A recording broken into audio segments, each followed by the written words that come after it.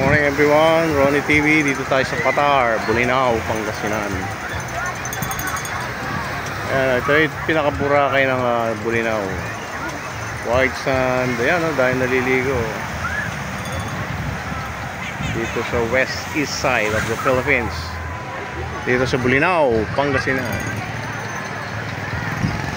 Ayan daming turista.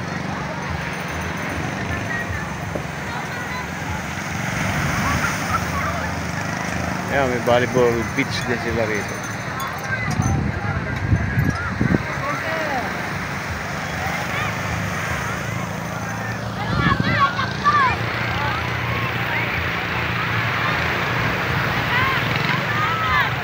Maganda yung beach nila rito. Ayan o. Kita nyo, pinakadulo na ito ng Pangasinan. Dito sa east side ng Pangasinan.